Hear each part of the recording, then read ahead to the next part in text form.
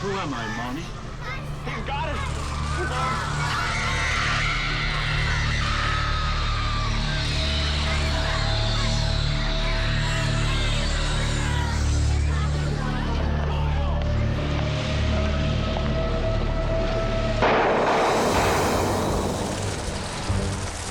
Hitchcock always used sound in an interesting way. The sound that he uses to accompany a montage. That's where Hitchcock absolutely leaves everyone else in the dust. The idea is that a movie is a kind of total experience. Hitchcock was always interested in expanding the envelope of using sound in movies. He exploded the idea that sound just reinforced what you were seeing. He used the soundtrack as a whole other conduit.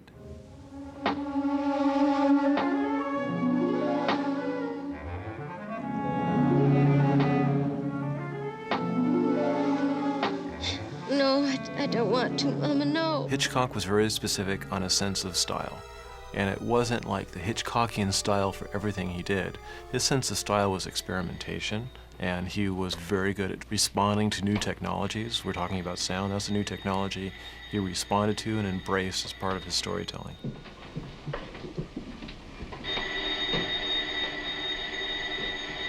Look at this. It's been in use. Let's go around the window. Hitchcock used sound, or didn't use sound, very, very effectively to create a mood or a sense of dread without creating a wall of sound or a wash of sound.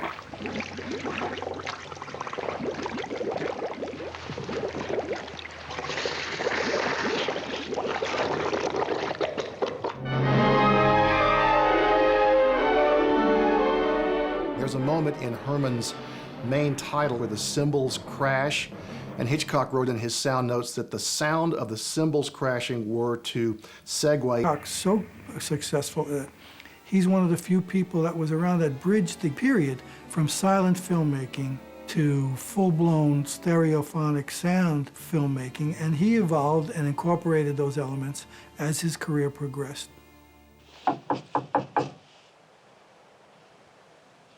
There's a scene in The Birds when the mother of the Rod Taylor character discovers that one of her neighbors has been killed by these birds. When she leaves the scene of the killing, she gets into a truck. And here's what Hitchcock said about the sound of that truck. The screech of the truck engine starting off conveys her anguish. It's as though the truck were shrieking.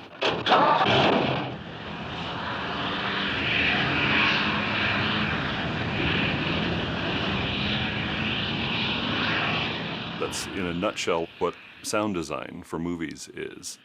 Amazingly, Hitchcock experimented with sound from the very beginning. The first sound film he made, I believe, is Blackmail, and he would show visually things different than what you would hear. So if there was two people talking, he would show a close-up of something else or some other part of the room so that the soundtrack and the visuals didn't always correlate. Very often the sound was in complete contrast to the imagery. The sound of the shower scene isn't the literal sound of each one of those knife cuts. You hear her screaming, but mostly what you hear is high, shrieking musical chords.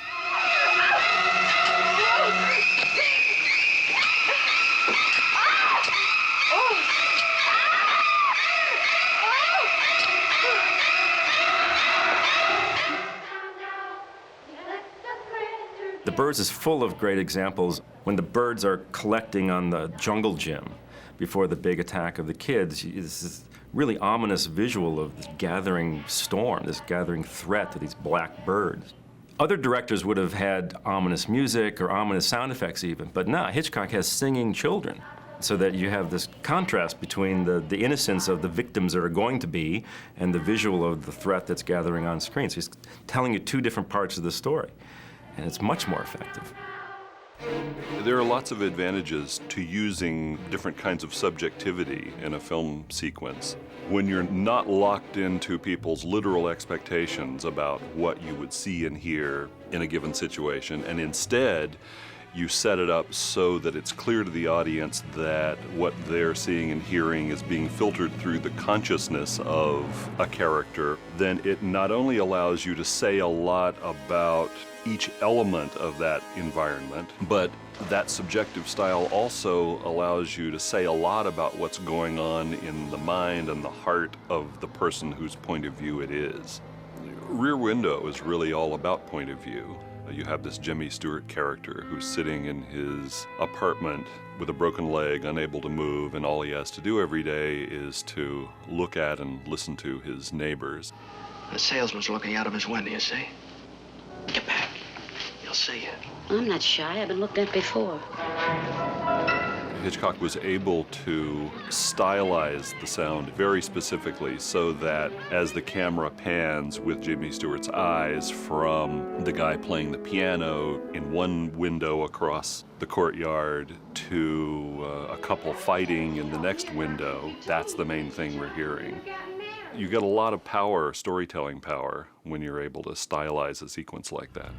Hitchcock came out of an expressionistic tradition somewhat too, sort of the German tradition as well as the English and American tradition.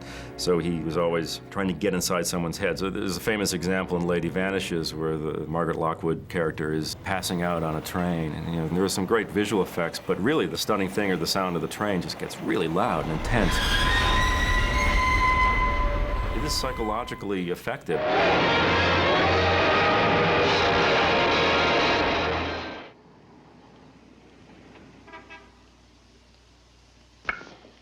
A good example of subjective sound is when Raymond Burr in Rear Window, the villain, comes clumping up those stairs at the very end, and Jimmy Stewart hears that as this terrifying crescendo of clumps, and it would not be that loud in real life, but in his head it's that loud.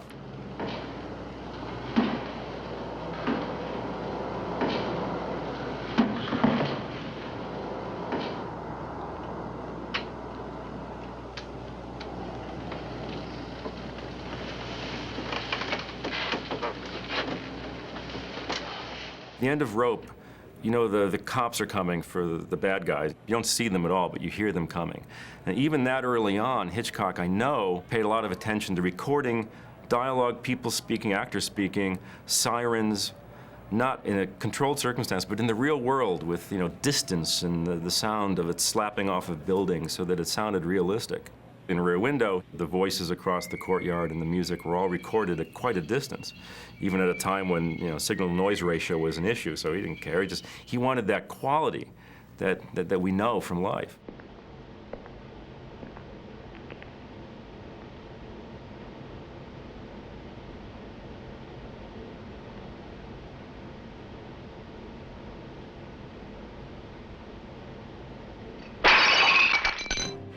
In terms of sound effects, I think he uses them sparingly, and it's very innovative, I think, where he would drop the sound out completely and maybe just punctuate it with a sound effect at the end.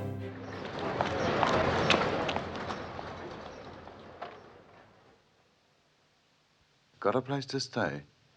Oh, hello, it's you, Bob. Yeah. There's times where Hitchcock would use sounds he didn't need to use in a film, like in The Birds. As they start to attack, the sounds of the birds are birds, but they're also very cat-like.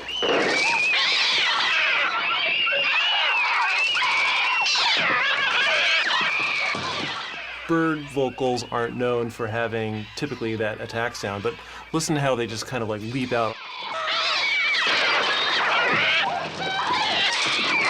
Help me get the children into the house. And as the scene develops, again, maybe it's manipulated actual bird sounds, or maybe they added the sound of rattlesnake rattling, because it definitely has that sound to it as well. And I don't think there's too many people that hear the sound of a rattlesnake and not go running, which is the whole intent of the scene.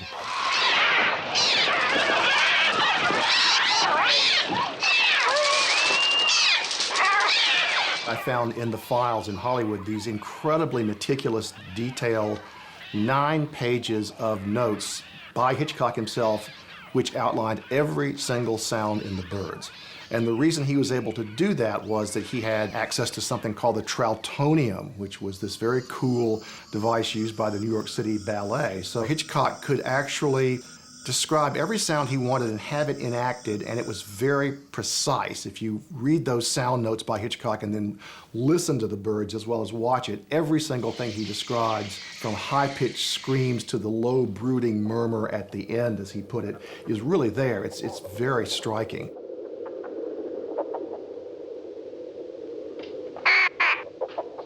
Hitchcock also found ways to help create tension through some subliminal sound. In Saboteur, as the factory workers are leaving the factory of the midnight shift, Hitchcock used the sound of crickets, which obviously you would because it's at night, but he's taken those crickets and he has increased their volume throughout the course of this scene. And in doing so, it starts to create a tension that, as an audience, you're not going to specifically pay attention to, but you're going to feel. And it lets you know that something's amiss. I wonder what his name is. Wait a minute, I saw it on the envelope. Fry. That's it, Fry. As an old sound effects guy, what I liked is Hitchcock treated the entire soundtrack like sound effects, meaning he was interested in the effect. Everything in the soundtrack had meaning dialogue, too. He wasn't afraid to show dialogue absolutely no respect and clobber it.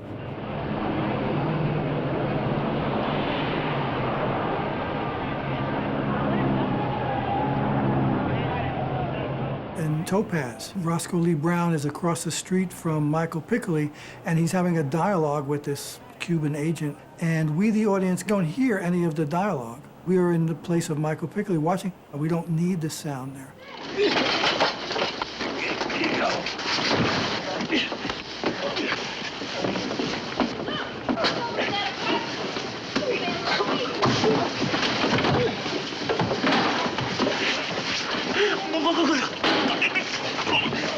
Hitchcock experimented with using sound in many interesting ways, and then he got to his peak, I think, in using sound interestingly in Rear Window. The sounds of the courtyard Hitchcock uses to set location and reality. We hear kids playing and people talking and trains go by, and cars and all that kind of stuff, which is great. But he's also always deliberately choosing what to put on this realistic soundtrack for emotional reasons. And this is the big Grace Kelly introduction. Listen to what the soundtrack does.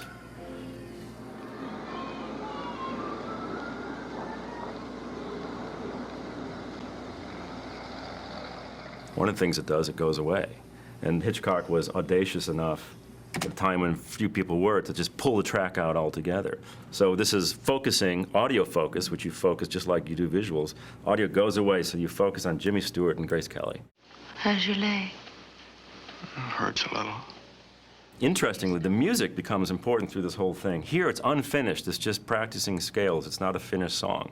In the love story, Jimmy Stewart's character is unsure that he loves Grace Kelly. So when we introduce her, instead of playing romantic music, which we've heard in the courtyard elsewhere in this movie, when Grace Kelly shows up, no, we play scales. There's no finished melody at all.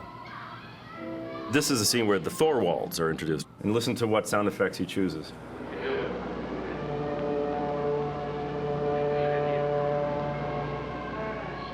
So he's looking at the Thorwalds, a married couple having some tension.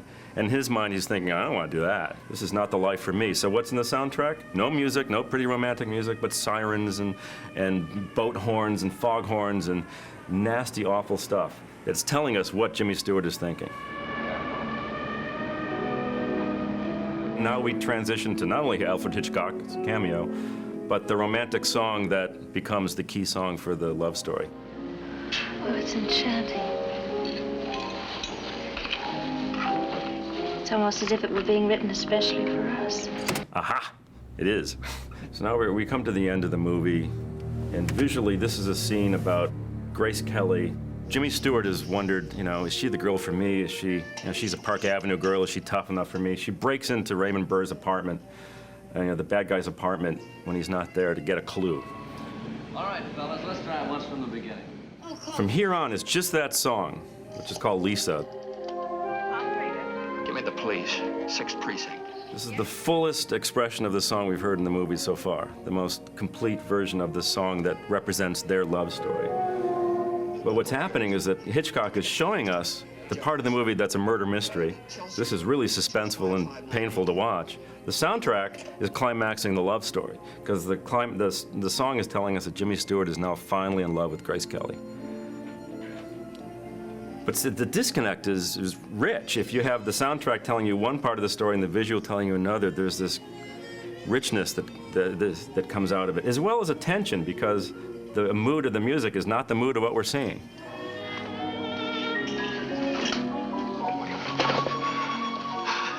The scariest suspense moments are not animated by conventional suspense cues, but by boogie woogies, or the theme song, which is called Lisa, or Mona Lisa, or any number of songs wafting out those windows. It's everything but conventional, scary suspense music. It's just the opposite, and it makes the movie more suspenseful.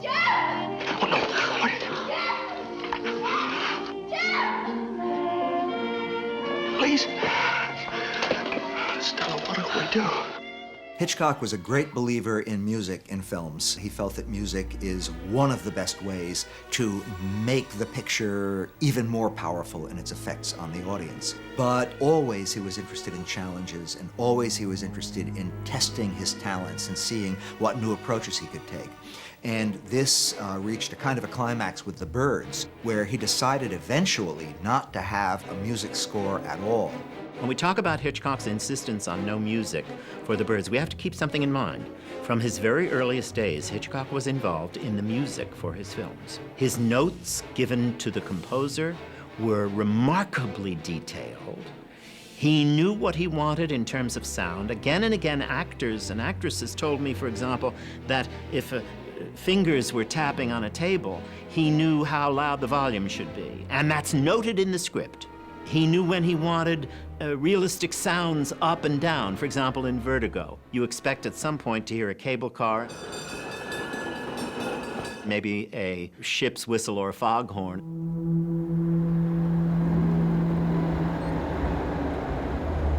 When those sounds should be in, when they should come up, when they should decrease, and when they should be out. So when he came to The Birds, it wasn't some fresh, new approach for him. It was, what do the visuals demand?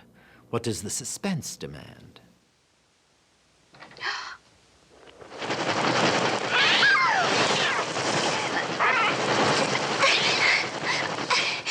Hitchcock was trying to break out of a mold when he did something like The Birds. He was looking for the equivalent of that radical idea of the birds attacking us, and that became electronic music, or it's called actually musique concrète.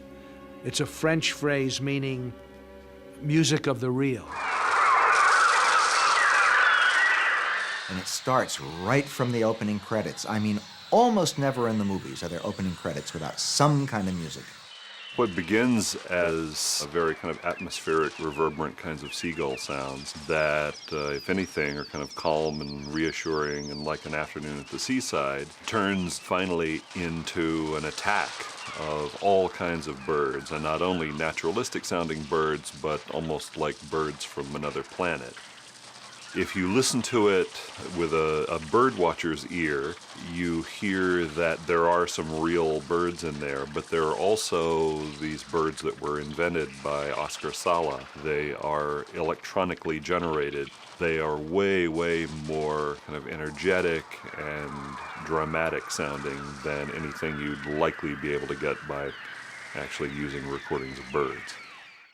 The extraordinary thing about The Birds is that I think it's precisely the suspense that increases because there is no music. The crows again. Shh. We don't expect a Technicolor motion picture not to have a love theme, suspense music. We rely on music. But Hitchcock said no. And he was right to say no. If we can imagine The Birds with a comic score for the first half hour, and then a melodramatic score, and then a suspenseful score when she goes up the steps at the end, it would be a completely different picture. The silence gives us a kind of nightmarish eeriness. And the only sound is this creepy fluttering of wings and cawing of birds. No. No. In the birds, there's a feeling of reality. You're really there. That sometimes score takes you out of the reality. It's a little more melodramatic or stylized. Maybe the conceit of the birds attacking humanity is so out there that the more realistic the soundtrack was, maybe that's why it's more horrifying. Psycho, which is the opposite, then it's really dependent on Bernard Herrmann's score.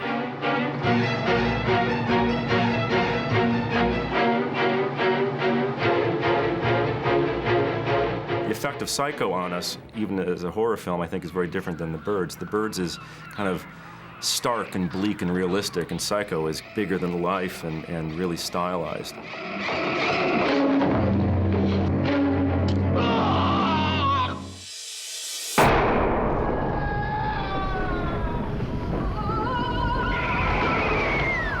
Hitchcock had in his mind this story and exactly the way it would look and exactly the way it would sound. I think that his idea of pure cinema came out of that.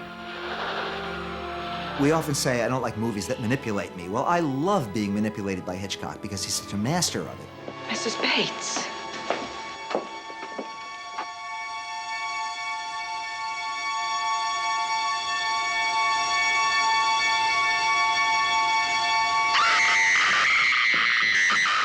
His films are just, they're so grand. I mean, he's trying so many big things, and you can see it. You can actually see what he's doing. It's so effective that it makes you want to try something too. It's inspiring.